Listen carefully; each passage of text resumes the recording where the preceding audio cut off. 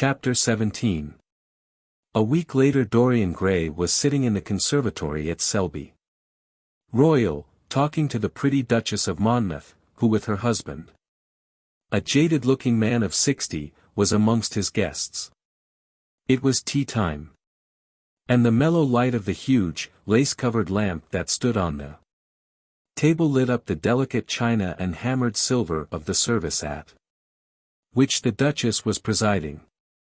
Her white hands were moving daintily among the cups, and her full red lips were smiling at something that Dorian had whispered to her. Lord Henry was lying back in a silk-draped wicker chair, looking at them.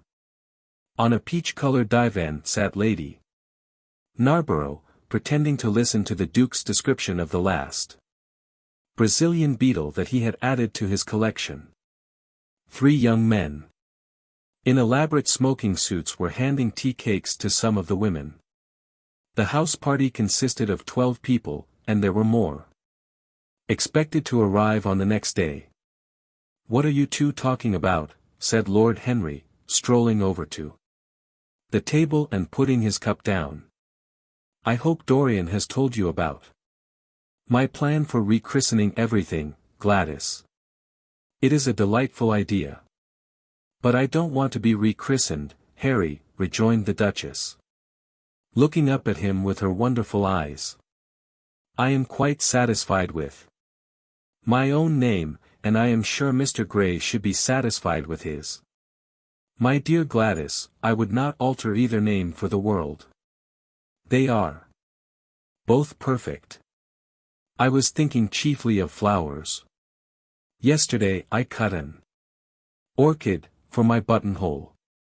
It was a marvelous spotted thing, as effective as the 7 deadly sins. In a thoughtless moment I asked one of the gardeners what it was called. He told me it was a fine specimen of _Robinsoniana_ or something dreadful of that kind. It is a sad truth, but we have lost the faculty of giving lovely names to things. Names are everything. I never quarrel with actions. My one quarrel is with words. That is the reason I hate vulgar realism in literature. The man who could call a spade should be compelled to use one. It is the only thing he is fit for." "Then what should we call you, Harry?" she asked. "His name is Prince Paradox," said Dorian. "I recognize him in a flash," exclaimed the Duchess. "I won't hear of it," laughed Lord Henry, sinking into a chair. "From a label there is no escape. I refuse the title." "Royalties may not abdicate," fell as a warning from pretty lips. "You wish me to defend my throne, then?" "Yes. I give the truths of tomorrow. I prefer the mistakes of today," she answered. "You disarm me, Gladys," he cried, catching the willfulness of her mood. "Of your shield, Harry, not of your spear." "I never tilt against beauty," he said, with a wave of his hand. "That is your error, Harry, believe me. You value beauty far too much." "How can you say that?" "I admit that I think that it is better to be beautiful than to be good. But on the other hand, no one is more ready than I am to acknowledge that it is better to be good than to be ugly." "Ugliness is one of the 7 deadly sins, then," cried the Duchess. "What becomes of your simile about the orchid?" "Ugliness is one of the 7 deadly virtues, Gladys. You, as a good Tory, must not underrate them. Beer, the Bible, and the 7 deadly virtues have made our England what she is." "You don't like your country, then?" she asked. "I live in it. That you may censure it the better." "Would you have me take the verdict of Europe on it?" he inquired. "What do they say of us?" "That Tartuffe has emigrated to England and opened a shop." "Is that yours, Harry?" "I give it to you. I could not use it. It is too true." You need not be afraid. Our countrymen never recognize a description. They are practical. They are more cunning than practical. When they make up their ledger, they balance stupidity by wealth, and vice by hypocrisy.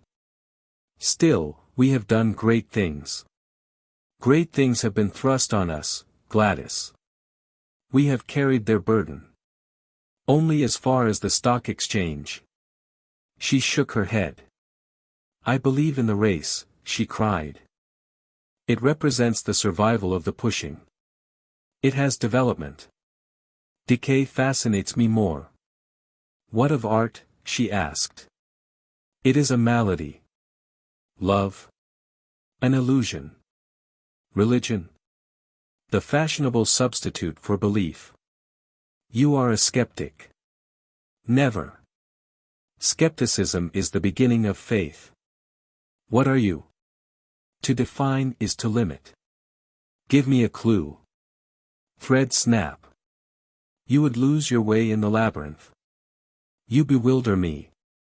Let us talk of someone else. Our host is a delightful topic. Years ago he was christened Prince. Charming. Ah. Don't remind me of that, cried Dorian Gray.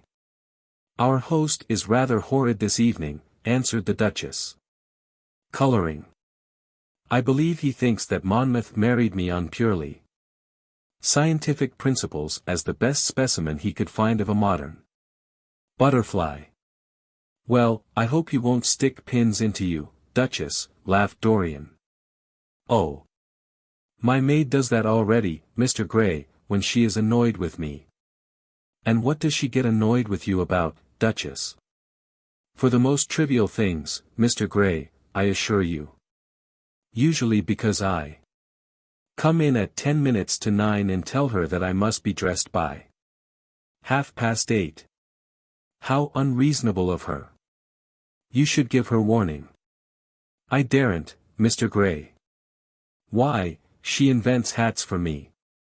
You remember the one I wore at Lady Hilstone's garden party? You don't, but it is nice of you to pretend that you do. Well, she made it out of nothing. All good hats are made out of nothing. Like all good reputations, Gladys, interrupted Lord Henry. Every effect that one produces gives one an enemy. To be popular one must be a mediocrity. Not with women, said the Duchess, shaking her head, and women rule the world. I assure you we can't bear mediocrities. We women, as some one says, love with our ears, just as you men love with your eyes, if you ever love at all. It seems to me that we never do anything else, murmured Dorian. Ah.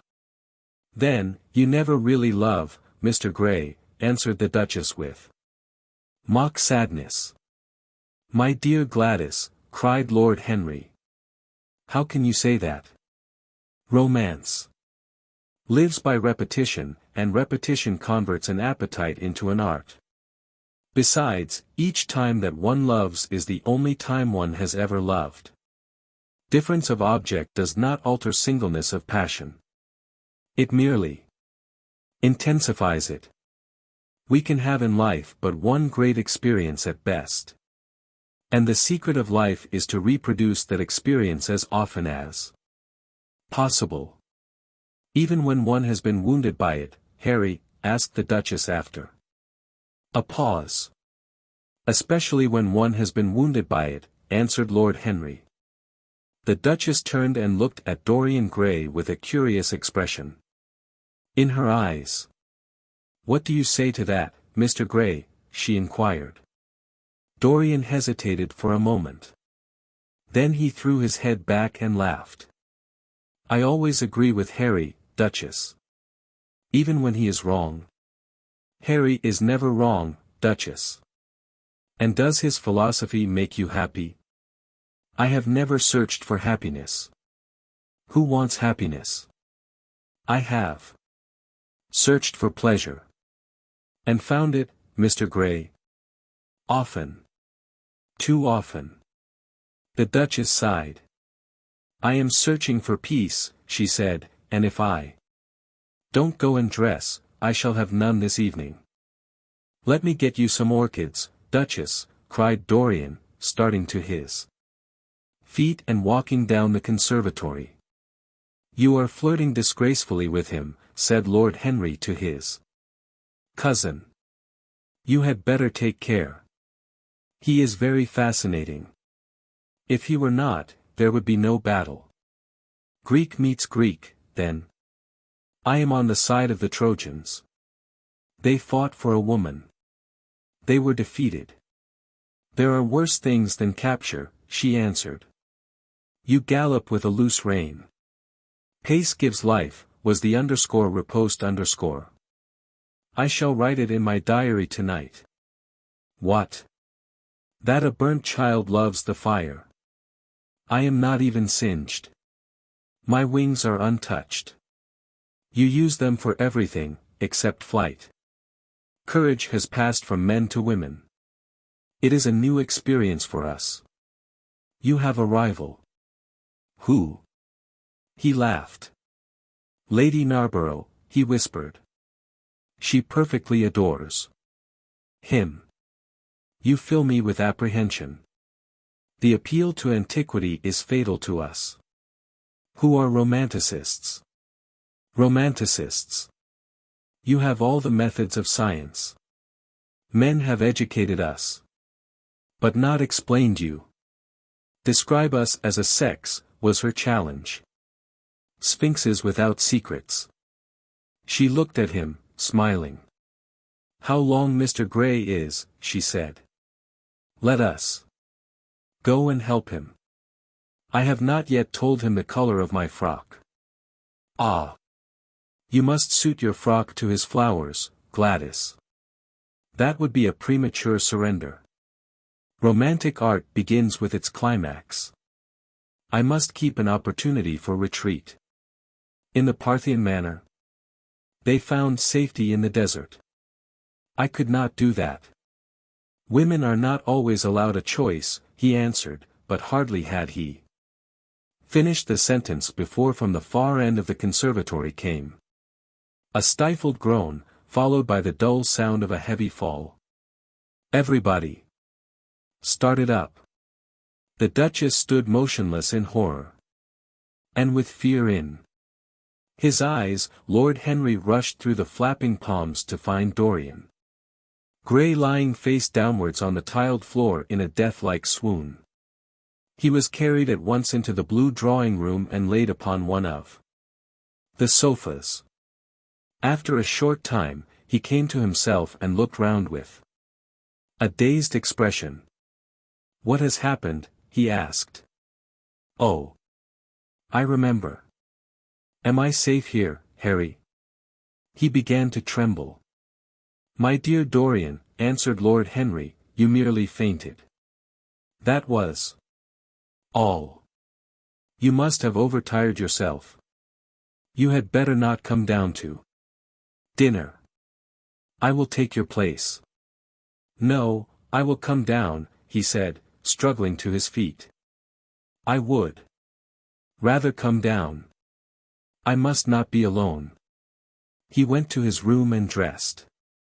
There was a wild recklessness of gaiety in his manner as he sat at table, but now and then a thrill of terror ran through him when he remembered that, pressed against the window of the conservatory, like a white handkerchief, he had seen the face of James Vane watching him.